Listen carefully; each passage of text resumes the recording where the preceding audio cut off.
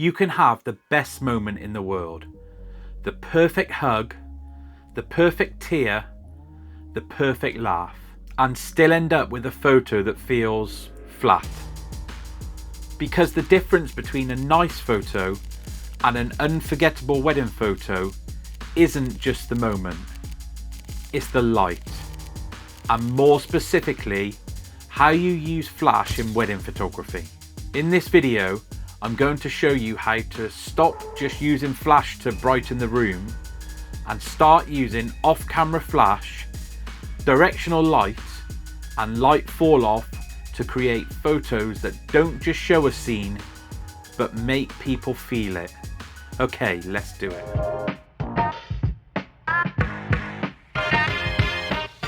Alright, real talk. Most people hear flash at weddings and instantly think receptions, dark rooms, emergency lighting and survival mode. And don't get me wrong, flash is a lifesaver. But if you're a beginner to intermediate wedding photographer and you want to level up your images fast, the goal isn't correct exposure. The goal is emotion, because light does something that exposure can't. Light tells the viewer what matters. Light creates mood, light adds romance, drama, intimacy, and even tension. What if I told you the secret to unforgettable wedding photos isn't just the moment, but how you illuminate it? Today, we're going beyond bright. We're using a flash like a brush to sculpt light, shape shadow, guide the viewer's eye, and level up your wedding photography storytelling. So let's start with a mindset shift that completely changes your wedding flash photography. A perfectly exposed photo can still feel boring. And you've probably seen it before, right? The moment is amazing, the couple look great, and everything is technically right, but the image doesn't hit you in the chest. That's because our brains don't connect emotionally to exposure. We connect to light direction, contrast, and shadow. Think about the way that films use lighting.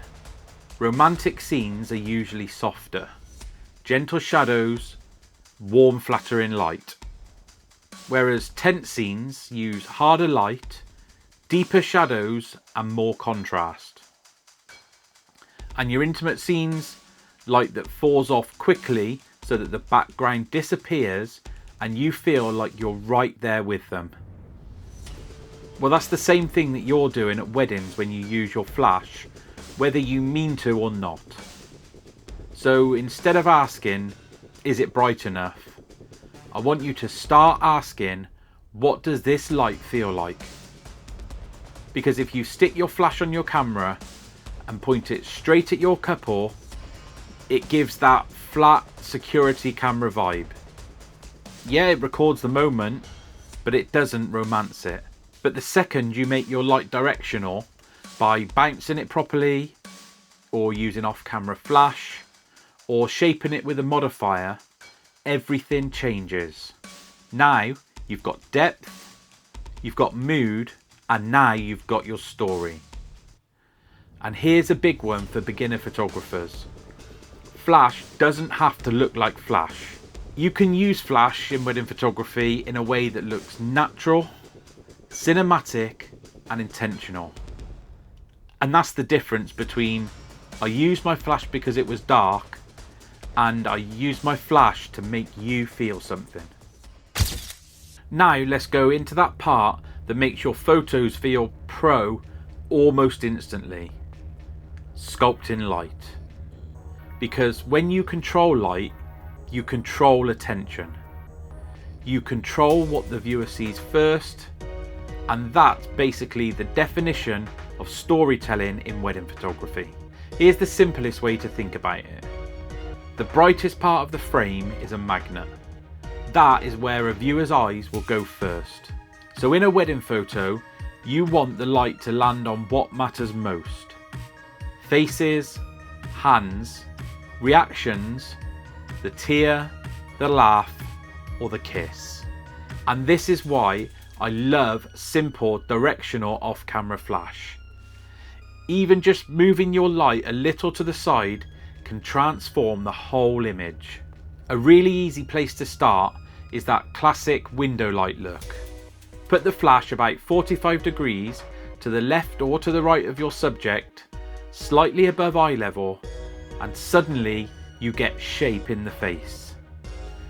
You get a natural shadow, you get depth, and it stops you looking like you blasted them with the light and starts to look like you crafted the light. Now let's talk about shadows, because shadows are where emotions live. If you light everything evenly, it can feel like a catalogue or like a product photo.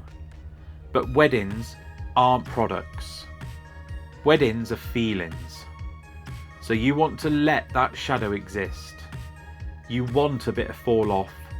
You want the background to fade darker so the couple feels more intimate and the moment feels more personal. That is light fall off, and it's such a big deal in wedding reception flash photography especially. If you can get your couple bright and clean while the background gets moodier, your images instantly look more cinematic. And what we're aiming for here is what I call invisible flash. Invisible flash means the viewer never thinks, oh wow, that's a flash photo. They just think that light looks incredible. And usually, invisible flash comes down to three things. Your light has believable direction, it's shaped to match the mood, and it's balanced with ambient so you keep the atmosphere of the room. So if you've ever looked at someone else's wedding work and thought, how does their flash look like natural light? This is it. Direction, shape, and balance. Alright, let's talk mood, because this is where your wedding flash photography stops being technical and starts being art. Most people think flash has one look, that harsh, obvious, on-camera flash that screams, I used flash. But the truth is, flash can look romantic, flash can look cinematic, and flash can look like natural light if you know what you're aiming for. So let's break it down like this. You're basically choosing what you want the viewer to feel. If it's romance, you want the light to feel gentle, like it's wrapping around your couple. Think first dance, quiet moments, or that little hand squeeze during the portraits. For that, I'm trying to create a soft, dreamy glow. And the easiest way to do that is soften the flash and give it a believable direction. A small softbox, an umbrella, or even a well-aimed bounce flash can make your flash feel like window light. And honestly, when beginner photographers get this right, it's a massive jump in how expensive their images look. But then you've got the other end of the spectrum, drama, and I love this for certain wedding moments. The dance floor, a moody groom prep shot, even a veil shot where you want shape and contrast. Dramatic wedding flash lighting usually means you're not afraid of shadows. You're letting parts of the scene drop darker on purpose, because remember, that's where the emotion lives. Harder light, more controlled light, and a sharper angle, suddenly the image has tension, depth, and that cinematic punch. And here's the one that people chase the most. A flash that doesn't look like a flash. Because at weddings, some moments are so real. Laughs during a speech, a little tear, a quick glance. And you don't want the lighting to feel like you've staged it. You want it to feel authentic. This is where balancing ambient exposure with subtle flash is everything. You're basically thinking, how do I keep the atmosphere of the room but still make the faces look amazing? That's the sweet spot for wedding reception flash photography, where the background still has the fairy lights and the warmth, but your subjects are clean, sharp and separated. So mood mastery really comes down to this. You're not asking, how do I light this? You're asking, what do I want this to feel like? And how can my flash help tell that story?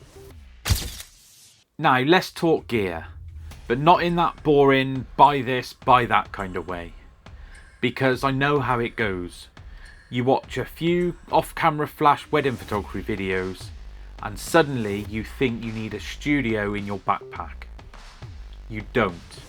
What you actually need to understand is what different tools do to the emotion. Like, modifiers aren't just soft or hard. They literally change the way your wedding photos feel. If you want your light to feel romantic and flattering, you're going to lean into the softness, something that wraps. And if you want that punchy cinematic look, you're going to control the light even more, tighten it up and keep it from spilling everywhere. But here's the biggest thing that people miss. It's not just the modifier. It's where you put the light and how close it is.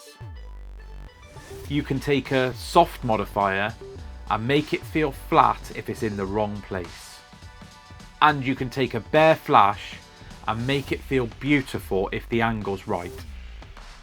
Distance and direction are everything in wedding flash photography. So let me give you some real world wedding setups that actually work when you're under pressure. Picture the reception. Everything's happening fast. You're moving constantly and the light is terrible. This is where you want one simple off-camera flash. Placement can make you look like a genius. Put a flash on a stand off to the side of the dance floor and aim it across the room. Now you've got directional light for entrances, the first dance and the partying. You've instantly gone from reacting to I'm in control. But then you've got the hero move, backlight. This is the one that makes your images pop. Stick a flash behind your couple, expose for the ambient, and that rim light gives you separation and that cinematic look that people associate with high-end wedding photography. And for speeches. Now speeches are emotional gold. So instead of blasting on-camera flash straight at them, place your light into the side so that you get shape on the faces and natural shadow. That's how you get those frames where the viewer feels like they're in the moment. And honestly, the coolest part is this. You can take a completely boring room, we're talking beige walls, ugly ceiling lights, and transform it in about 30 seconds. Underexpose the ambient a touch to kill the nasty overhead vibe, then add one intentional off-camera flash. Same room, same people, but a totally different feeling. So if there's one thing I want you to take away from this video, it's this. In wedding photography, flash isn't just a fix for dark rooms. Flash is a creative tool. It's how you turn a nice photo into a photo that feels like something. When you start thinking in terms of direction, shadow and fall off, your images immediately get more depth, more intimacy, more emotion. And that's true whether you're shooting bridal prep, speeches, or full-on wedding reception flash photography on a chaotic dance floor. So here's your challenge. Next time you shoot, don't change 10 things at once, just do one. Move your flash off camera, even slightly, and then light from the side. Then look at the difference in how the moment feels. And if you want to go deeper with this, I've got you. Go and watch my Light It Right series next, because that's where I break down the exact wedding flash setups step by step in a way that you can copy at your next wedding. If this video helped, hit the like button, subscribe, and drop me a comment below telling me what you're struggling with the most. Is it off-camera flash, balancing the ambient, or making the flash feel more natural? I read all of the comments and I'll make follow-ups based on what you're stuck on. And if you want weekly wedding photography tips, honest gear reviews, and the occasional freebie, I've also got a mailing list that you can jump on. The link for that is in the description below. There may even be a little surprise waiting for you when you sign up. Don't forget the new episode of my 10-part wedding series, Wedding Photography Problems and How the Pros Fix Them, drops on Thursday at 3 PM UK time. I'd love for you to go and check it out. Thanks so much for watching, and I'll see you in the next one.